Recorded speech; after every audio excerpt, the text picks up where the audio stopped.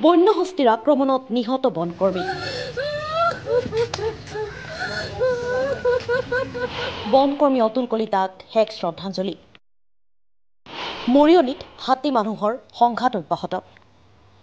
আজি পুৱতি নিশা মৰিয়নিত বন্যহস্তীৰ আক্ৰমণত কৰুণ মৃত্যুক আঁকোৱালি লৈছিল বনকৰ্মী অতুল কলিতাই।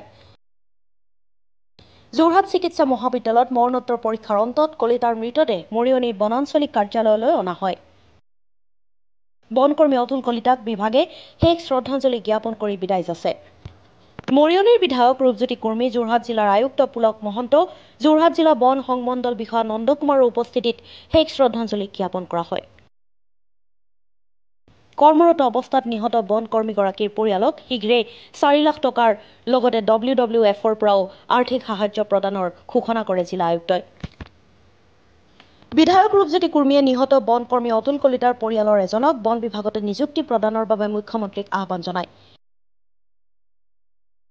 ইপিনে মৰিয়নিত হাতীৰ উপদ্ৰৱ ৰোধৰ বাবেও মুখ্যমন্ত্ৰীক আহ্বান জনায় বিধায়ক কুৰ্মীয়ে। প্ৰথমে যিজন সাহসী বন বিভাগৰ কৰ্মচাৰী অতুল কলিতা ডাঙৰীয়া মৃত্যুবৰণ কৰিলে যোৱাকালি নিশা, তেওঁৰ আত্মা সদ্গতি কামনা কৰিছোঁ, শ্ৰদ্ধাঞ্জলি জনাইছোঁ, পৰিয়ালবৰ্গৰ সমবেদনা জ্ঞাপন কৰিছোঁ। হাতী মানুহৰ সংঘাত এই বিষয়ে নতুন নহয়। মৰিয়নিত প্ৰত্যেক বছৰে 4জন বা 5জন বা 6জন মানুহৰ মৃত্যুবৰণ হয়। এই ঘটনা কেনেধৰণে আমি মোকাবিলা কৰিব পাৰোঁ, ৰোধ কৰিব পাৰোঁ, এই লৈ প্ৰত্যেকবাৰে আমি চিন্তা কৰি থকা হয়, কিন্তু এতিয়ালৈকে ভাল সুফল আমি পোৱা নাই। মই মাননীয় মুখ্যমন্ত্ৰী মহোদয় ডক্টৰ হিমন্ত বিশ্ব শৰ্মা ডাঙৰীয়াক আহ্বান জনাম যে এই বিষয়টো লৈ আপুনি অসমৰ বিভিন্ন জ্বলন্ত সমস্যা, ইয়াত আপোনাৰ বিভিন্ন ধৰণৰ উগ্ৰপন্থী সমস্যা, হস্তক্ষেপী সংগঠনৰ সমস্যা আছে, সেইসমূহ যেনে আপুনি আলোচনালৈ আনি লাহে লাহে অসমখনত শান্তি অসম এখন প্ৰতিষ্ঠা কৰাৰ পদক্ষেপ গ্ৰহণ কৰিছে। ইউনিভাৰ্চিটিৰ অভাৱ আছিল, সেইবোৰ দূৰ কৰিছে, স্কুল কলেজৰ অভাৱ আছিল, দূৰ কৰিছে, বিভিন্ন সমস্যা দূৰ কৰিছে। এই বিষয়ে আপুনি পাৰিব, মোৰ বিশ্বাস আছে।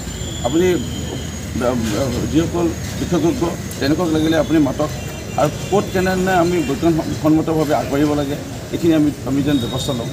যোৱাকালি নিশা আমিও কেমেৰাত ইতিমধ্যে আপোনালোকৰ আবদ্ধ হৈছে বন বিভাগৰ বিষয়া সতীৰ্থসকলৰ বক্তব্য বা তেওঁলোকৰ মন্তব্য, আৰু আমি যিটো শুনা পালোঁ এইটো দুখ লগা। আৰু মই মাননীয় বনমন্ত্ৰীকো পোৱা ভাগতে এই ঘটনাটো হোৱা খবৰ পাই মই তেখেতক জনাইছোঁ যে এই যে বন্ধুক নতুন আনিব লাগিব, পুৰণিকলীয়া বন্ধুক আছে, নতুন বন্ধুক নতুন এমুনেশ্যন আনিব লাগিব। ইয়াৰ লগতে আহ্বান জনাওঁ আমি ৰাইজেও সজাগ হ'ব লাগিব, আৰু ৰাইজেও অকণমান এই যে হাতী ওলায় তেওঁলোকে হাতী আমি বাধা দিব নোৱাৰোঁ, তেওঁলোকক আমি কেনেধৰণে বাধা আমি নিদি বা আমি নিজকো সুৰক্ষা বা আমি কৰি হাতীকো আমি যাব দিব পাৰোঁ। হাতীক যদি আমি জোকাই লওঁ তেওঁলোকে ঘটনা কৰিবই, কাৰণ গিবন অভয়াৰণ্য দাঁতিকাষৰীয়া বহুত গাঁও আছে। এই গাঁওসমূহত অনিষ্ট কৰে, ফল মূল পৰা আদি কৰি খেতি বাতি নষ্ট কৰে, ঘৰো কেতিয়াবা ভাঙে। তাৰ ক্ষতিপূৰণ বন বিভাগৰ SKC আঁচনিয়ে আমি দিয়াৰ ব্যৱস্থা গ্ৰহণ কৰিছোঁ, কিন্তু মানুহ মৰা নাই আজিলৈকে। নজিৰ নাই। বহু এনে গাঁও আছে গিবন অভয়াৰণ্যৰ কাষতে একদম নাতি দূৰত লাগি থকা গাঁওসমূহতে মানুহ মৰা নাই। মানুহ মৰা ঘটনাবোৰ যোন জেগাত হৈছে তাত হাতী যেতিয়া উগ্ৰ হয়, হাতী যেতিয়া কোনোবাই জোকাই লয় বা খং উঠাই লয় তাৰপিছত মাৰিছে।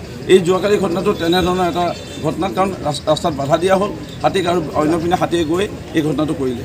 সেইকাৰণে এই সংস্কাৰ লাগিব, মানুহৰ মাজতো সংস্কাৰ লাগিব, বন বিভাগতো সংস্কাৰ প্ৰয়োজন হ'ব, আৰু আমাৰ সংস্কাৰ চব পিনৰ পৰা প্ৰয়োজন হ'ব।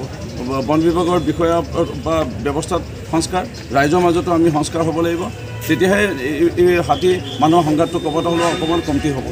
পৰিয়ালটোলৈ সংস্থাপনৰ কিবা ব্যৱস্থা কৰিছে নেকি? ইতিমধ্যে মাননীয় মুখ্যমন্ত্ৰী ডক্টৰ হিমন্ত বিশ্ব শৰ্মা ডাঙৰীয়াক অৱগত হ'ল, তেখেতে মাননীয় মন্ত্ৰী মহোদয়ক নিৰ্দেশনা দিলে, আৰু মাননীয় মন্ত্ৰী মহোদয়ে আমাৰ লগত যোগাযোগ ইতিমধ্যে কৰিছে। তৎক্ষণাতে SKC নামৰ যিটো আঁচনি 4 লাখ টকা, জীৱ জন্তুৱে যদি কাৰোবাক মাৰে বা তেনে এই পৰিয়ালটোৱে পায়, সেই 4 লাখ টকাটো এতিয়া তৎক্ষণাতে পাবই। লগতে তেওঁ যিহেতু বন বিভাগৰ এজন কৰ্মচাৰী আছিল, আৰু তেওঁ হয়তো বয়স হৈছিলে 51 মান, তেওঁ চাকৰি বয়স থাকি গ'ল, সেই গোটেই টকাটো একেলগতে তেওঁ পৰিয়ালটোক আমি দিব পাৰোঁ নেকি, এই আলোচনা চলি আছে। আৰু তৃতীয়তে WWFৰ পৰা এটা আঁচনি আছে, সেই আঁচনিত আমি দিয়াৰ কথা চিন্তা কৰিছোঁ, কিন্তু পৰিয়ালটো সদ্যহতে মোৰ যিহেতু নিজৰ মৰিয়নি সমষ্টিতে, আৰু মই অতুল কলিতা ডাঙৰীয়াক 2006 বিদায় হোৱাৰ পৰাই 17-18 বছৰ আজি লগ পাই আছোঁ। হাতী খেদিব যাওঁতেও কেতিয়াবা আমি একেলগতে হাতী খেদাত আছোঁ, তেওঁ মানুহজনক ভালদৰে চিনি পাওঁ, খুব দুখ লাগিছে। মই পৰিয়ালটো মোৰ ফালৰ পৰা বিধায়ক হিচাপে যিখিনি চাব লাগে মই চাম আৰু নিৰাপত্তা সুৰক্ষা দিয়াৰ পৰিয়ালটোৰ ব্যৱস্থা গ্ৰহণ কৰিম। তিতাবৰৰ পৰা বিদ্যাৰঞ্জন বৰাৰ ৰিপৰ্ট, দ্য কাষ্টডিয়ান।